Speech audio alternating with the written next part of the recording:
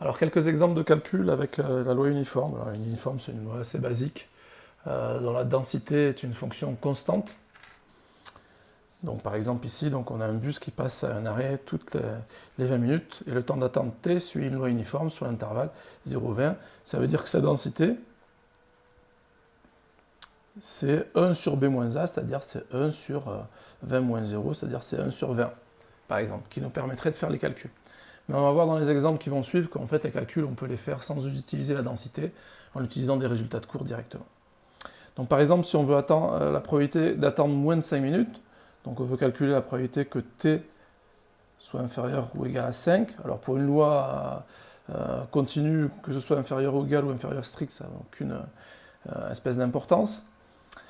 En fait, donc, pour calculer la probabilité que t soit inférieur ou égal à 5, en fait, le plus facile à se souvenir, c'est une fraction, avec au numérateur la longueur de l'intervalle que l'on veut, donc t plus petit que 5, c'est-à-dire attendre entre 0 et 5 minutes, donc ça c'est un intervalle d'amplitude 5, sur l'amplitude totale de l'intervalle, donc entre 0 et 20, et ça fait 20.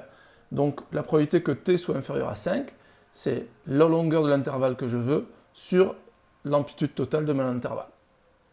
Et donc par exemple, la probabilité d'attendre entre 10 et 15 minutes, c'est la longueur de l'intervalle que je veux, donc entre 10 et 15, j'ai un intervalle d'amplitude 5, sur la longueur totale de mon intervalle, 20. Donc en fait, ça revient à la même chose.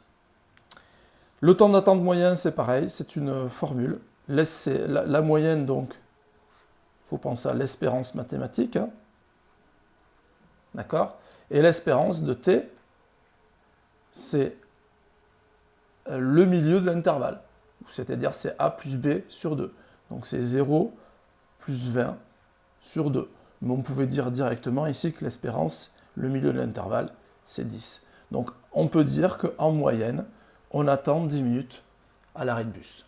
Voilà. Donc encore une fois, pas très compliqué. Calcul de probabilité sur une loi uniforme. C'est la longueur, l'amplitude de l'intervalle qui nous intéresse sur l'amplitude totale de l'intervalle sur lequel la loi uniforme est définie.